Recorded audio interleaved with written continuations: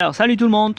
Pour voir la vidéo en langue française sur l'entretien du spathiphyllum ou la fleur de lune, suivez du début jusqu'à la 7e minute environ. مرحبا اللي بده يتابع الفيديو باللغة العربية كيف يعتنوا بالسباتيفيلوم أو الفلور دو لون وردة القمر. يتابع الفيديو باللغة العربية، يتابع من الدقيقة 6:30-7 تقريبا للآخر. Voilà, le spathiphyllum ou alors la fleur de lune. Bon, écoutez, j'ai noté juste quelques étapes pour ne pas oublier d'en parler d'une étape. C'est même pas la fleur de lune. J'ai oublié de noter, mais pour ne pas oublier, j'étais en train de faire la vidéo sur celle-là. Elle crête de coq. Bon, je vais juste prendre les étapes de l'autre pour parler de celui-là. La fleur de lune, au fait, on va commencer par l'origine. C'est une plante originaire d'Amérique du Sud, donc qui aime l'humidité et la chaleur. Pour la rusticité,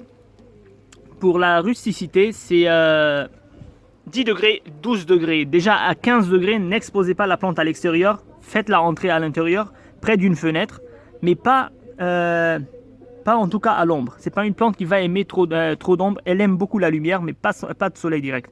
Ça, c'est pour l'exposition. L'exposition, lumière sans soleil direct. Sinon, vous risquez de brûler quelques feuilles comme ça, mais c'est pas grave parce qu'on a du soleil qui va frapper le matin par là. Bon. L'exposition, on a parlé. On va parler de l'arrosage. Écoutez, pour l'arrosage, c'est en pot, en été comme en hiver. On va attendre que le pot commence à sécher à moitié avant d'arroser à nouveau. Si le sol est toujours humide à la surface, n'arrosez pas, c'est que la plante n'a pas besoin d'eau. Sinon, vous risquez de faire pourrir les racines et tuer la plante. Bien sûr, en hiver, je ne vais pas la garder ici, je vais la mettre à l'intérieur. Voilà. Parce qu'il fait trop froid ici, la température descend souvent pendant les tempêtes entre 2, 3, voire 4 degrés. Je ne peux pas la garder à l'extérieur. Donc là, on est encore en été. On est en septembre, on est le 5 septembre 2021. Donc voilà. Où on est arrivé. En fait, pour l'arrosage, c'est hiver comme été. Hein. Il faut toujours s'assurer que le sol commence à se sécher à la surface avant. Bon, pour la floraison, c'est la deuxième floraison. J'ai eu une floraison il y a 1 mois et demi environ, et là c'est la deuxième. Donc je vais en profiter pour faire, c'est pour ça que j'ai en profité pour faire la vidéo. C'est en été, la floraison c'est l'été, bien sûr. Il va commencer début d'été jusqu'à la fin de l'été. Mais elle a un petit secret. Pourquoi elle a fleuri? Parce qu'on a eu un choc, elle a eu un manque d'arrosage pour que la fleur... Bien sûr, quand mon jardin a souffert de sécheresse, c'est normal, j'ai fait 1000 vidéos là-dessus. Donc la plante, elle a eu un manque d'eau pendant 2 semaines, 3 semaines, encore à répétition plusieurs semaines, et là, paf, la plante a fleuri. Donc la fleur de lune, pour fleurir, elle doit avoir un petit stress. Il ne faut pas trop l'arroser, il faut que la plante commence à se ramollir avant d'arroser à nouveau. Là, comme ça, vous aurez une fleur. Parce que si elle est à l'aise toute l'année, elle risque de ne pas fleurir. C'était pour la floraison, c'est un petit secret de la floraison de la fleur de lune. On est arrivé au sol. Écoutez, c'est une plante qu'on achète, bon, pas pour la fleur, mais la fleur c'est juste quelques jours et c'est terminé. Disons 2-3 semaines et c'est terminé. Mais on l'achète pour son feuillage. C'est une plante verte, donc on va utiliser un terreau spécial plante verte ou un terreau spécial plante d'intérieur. Si vous n'avez pas trouvé, c'est pas un problème. Moi, j'ai pas trouvé, donc j'ai mélangé de la terre de jardin avec du terreau universel. J'ai fait un mélange et la plante, elle va très bien. Au fait, elle a 5 ans.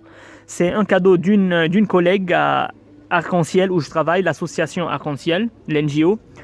Ça fait 2 ans qu'elle était chez elle et elle a voyagé à Dubaï pour son travail et voilà, elle m'a offert cette plante. Celle-là et celle-là. Celle-là aussi l'appartient.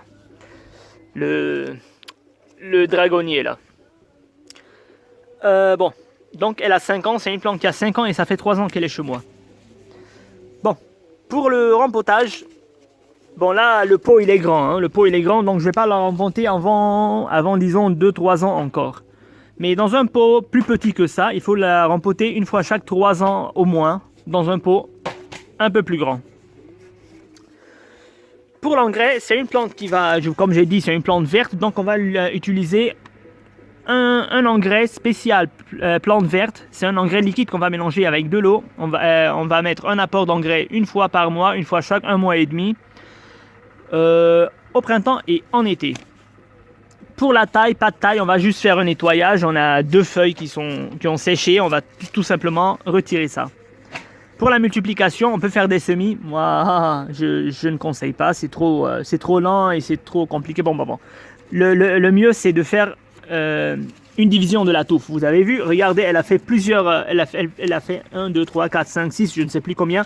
Si vous voulez la multiplier, on va juste retirer une partie de la plante avec des racines et la planter pour avoir une deuxième plante. Donc, une division de la touffe, je préfère au semis.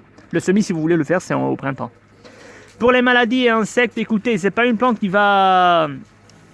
C'est une plante résistante, c'est pas une plante qui va être vraiment attaquée par les insectes et maladies. Bon, sauf la pourriture dans le sol si vous avez trop arrosé, bien sûr.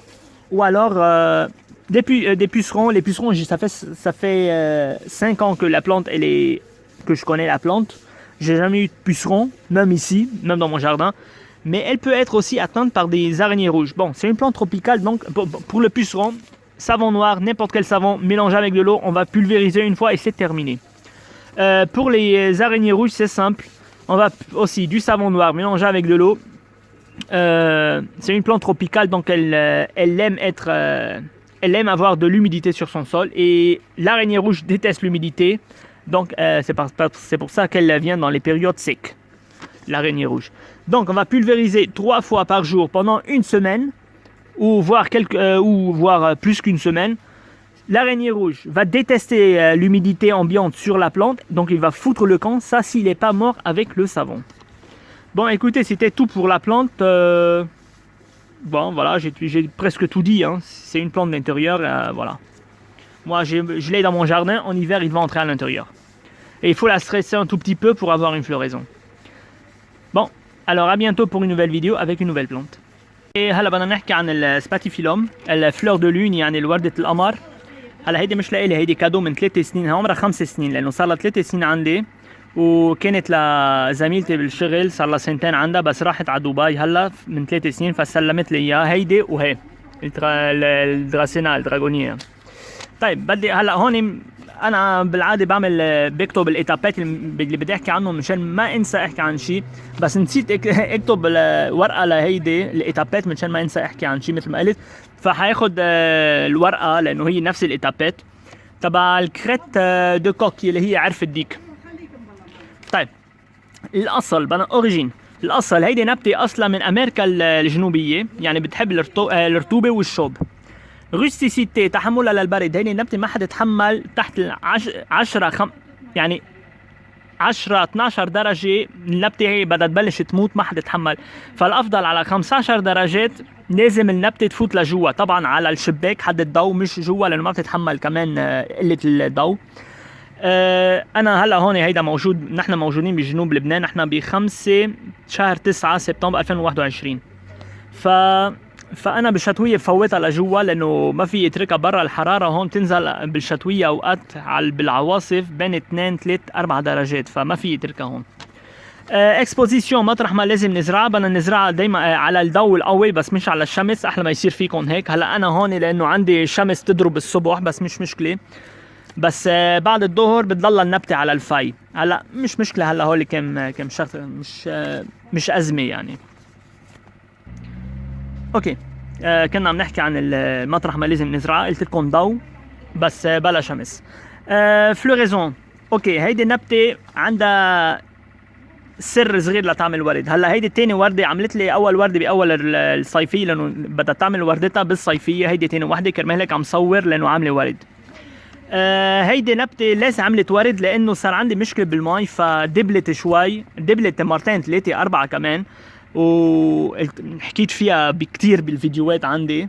هيدي لوين رايحه؟ هيدي سينغونيوم ضلها معربشه، هيدي ضلني قص منها بتضلها تفرخ. طيب اوكي، فشو بيصير لتعطي ورد هيدي الفلور دو لون؟